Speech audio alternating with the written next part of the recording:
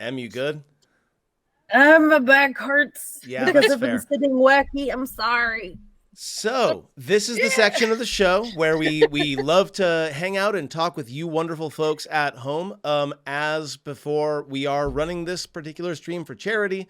So, Em, once again, already there. Please do go ahead, and if you are feeling it, go ahead and click on that link and please give to the Alzheimer's Foundation. Because, it's a good cause, and for the rest of the month of May, all of my streams are going to be dedicated to trying to get people to click that link and donate to that cause. So please do so if you can and if you are willing to. But that was a lot of fun. A lot of things happened there. Psychanthrope, I don't know what the Kingdom of Flowers is. This is new to me as well. I am very much looking forward to how this shakes out. Vic is a shifter, so she's from Eberron, right? Technically, the shifter species comes from the Eberron book, but she isn't from like Eberron specifically because I don't want to fucking be really hard and mix shit. If we want to go really, really, really fucking sideways, y'all, she's technically built as if she was from Eberron, but is actually from the role-playing game Blue Rose. So I'm sorry, I'm here to confuse y'all. I'm a Disney princess, bitch. I believe that Faerun does have lore that can accept the existence of shifters thanks to its specific relationship with the Feywild. Yeah. And she did come here through the Feywild. If you go, yeah, shifters are probably connected to the Feywild at best in the Faerun setting. Toril as itself doesn't necessarily have any indication of native shifters, though D&D as per Wizard of the Coast is very much but you can put anything in any setting because fuck it, man. Right. Do what you want to do. Mm-hmm. So yeah, I loved that. I was like, Olivia's like, wait, she's the princess of this kingdom, isn't she? But Echo wouldn't have made that connection, so I didn't ask. Correct. And I know that all of the players know what my character concept is with Victoire. Yeah. Kingdom of Flowers. The Kingdom of Flowers. You're welcome. Oh man. Yeah, we still have a lot to do, but before anything else, I do want to make sure I mention, and we're going to talk about this in the post game because, it's a mechanical thing, but I would love for everybody to go ahead and level up to 11. Oh, fuck yeah. No, I actually have remove curse. Yeah, I would love, given the amount of shit action that you all saw in the full moon, and given the incredible role play and social interactions, and also the fantastic professional wrestling match between Ghost and the Dwerger, yes, this one goes to 11. So go ahead, level yourselves up to 11, and I'm curious as to what we're gonna do next session. So I know hopefully Jem will be back next session. So hopefully we'll be able to have conversations with Kreetha and see what's happening there. But I'm curious as to where you all see this going. Like, we know in a couple of weeks after the full moon, you're going to attend a wedding for Meepo. But, like, where else are we going between now and then? Sounds like Calder's going to Silvery Moon. It's like I'm trying to facilitate this meeting of the minds that we keep threatening. So going to Silvery Moon, checking in on the others, giving us the opportunity to do to trade party members so we can send those groups off into side adventures would be a lot of fun. Yeah. So, because we've talked about Charlotte Calder and Oops All Spellcasters 2.0 Electric Boogaloo, and then whatever the other crew is doing, which sounds like field trip to the Emerald Enclave. So apparently Echo needs to go to Waterdeep again. That's gonna be fun. I don't know if I want to do a Blood Hunter and Artificer level for Vic. She did get to. I mean, the Blood Hunter thing's a little bit more out in the open, so she could be a little more obvious with it. Gives me a second attack to go with Blood Hunter. Echo's gonna take another level in cleric. He's been He's doing like, he's been embracing the Tamora lifestyle of take Oh my. big swings. Take big swings. And Calder, Jeff, I believe that this is one of the last levels of sorcerer that's actually Worth a damn. relevant. Yeah. It's pretty much like this. It's 11. 11 because it's good because it's when 6th level opens up. 6th level spells open up.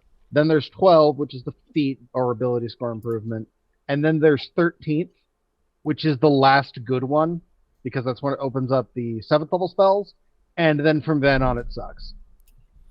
Yeah, I mean, other than getting access to 8th and 9th level spells. Yeah, but the next sorcery feature for Calder sucks. The next it's not something he needs. Like, yay, I can as a bonus action teleport. That's not at all something I can already do. The capstone ability for sorcery is awful. It's I'm gonna just start hurting myself a lot more with Vic. like it's a damn shame that but that's only one half of it because I have my max cantrips now, period. And what really sucks is after that's why I say 13th is the last one, because I only start learning new spells every other level from here on. Oof. So yeah, Oof. it's up until then it's been it's very consistent. A spell per level, spell per level, spell per level. 11th level is where that stops. Yeah, sorcerers got shafted. There's no two ways about it.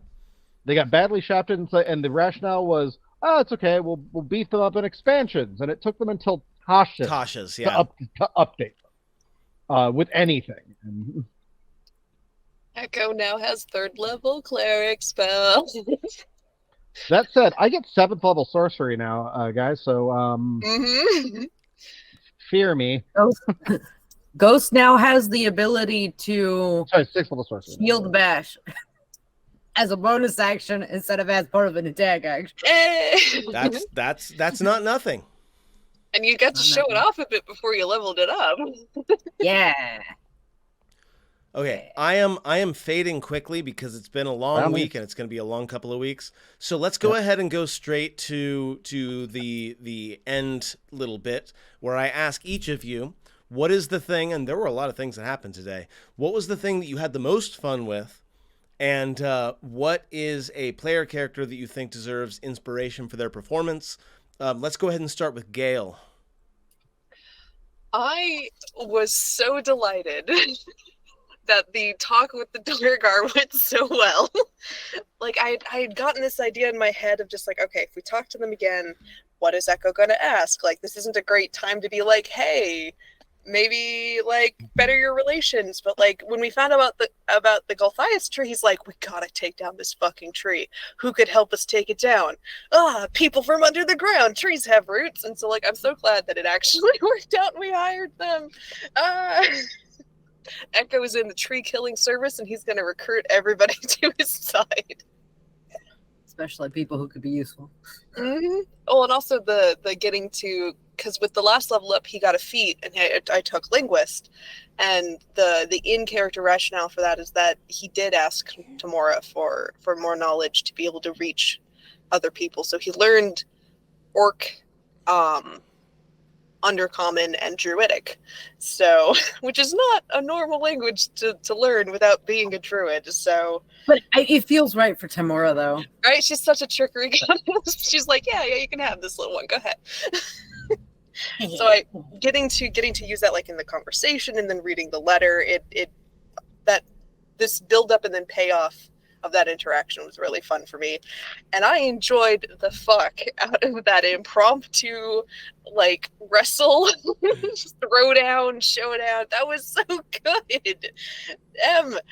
Brilliant. Oh, and the fact that it was the dude challenged Calder again, and I don't know if this is just me wearing shipping glasses and seeing it through a certain lens, but then Ghost stepped in and was how about you fight me instead? So I had fun with all of that.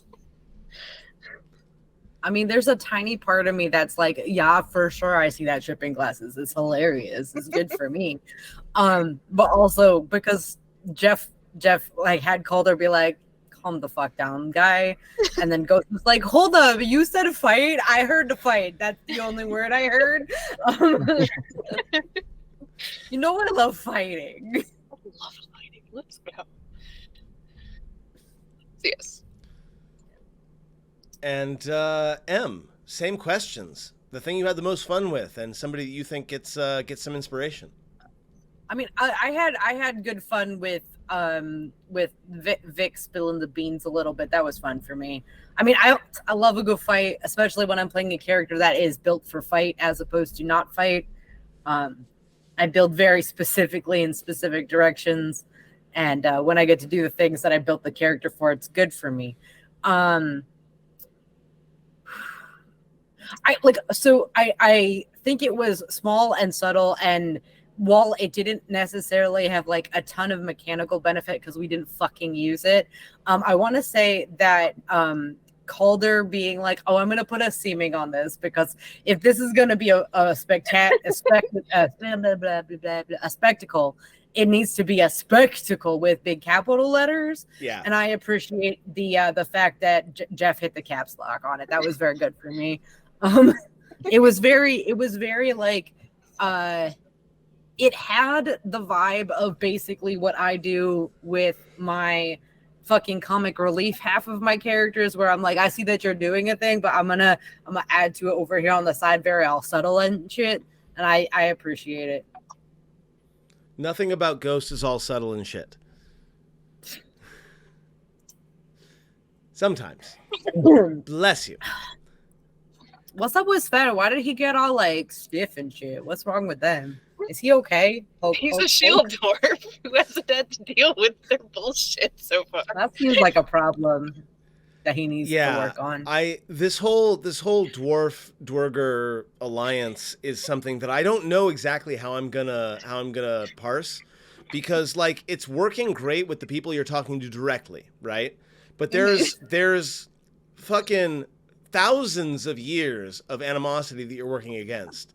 So we'll see how that goes. I don't know. We'll see. It's going to be a complication.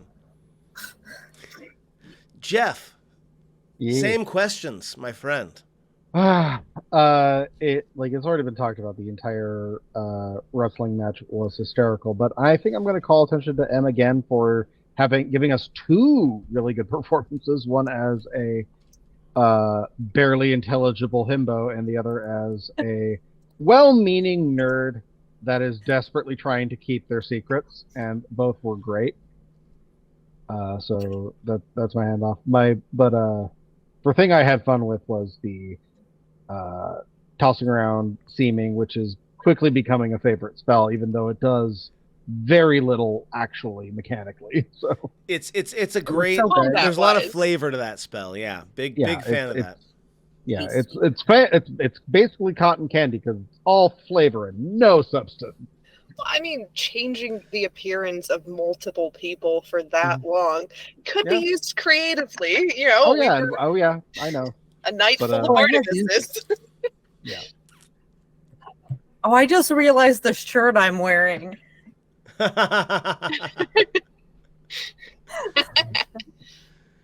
All right, friends. That was a very, very good session, I think. We're going to do our next one in 2 weeks. That'll be May 16th. A reminder to the folks who are watching that all of my streams for the rest of the month are going to be toward the benefit of the Alzheimer's Association. So please do go ahead and click the link that M just put into the chat. And if you are able to donate, please do so. It's a very good cause. And, Alzheimer's is a serious problem. It's something that we need to figure out. So if you have the money and you have the willingness, please do go ahead and click that link. Otherwise, we'll see you all in 2 weeks. This was super fun, and we'll see you then. Thank you very much for watching. Have a good night, friends.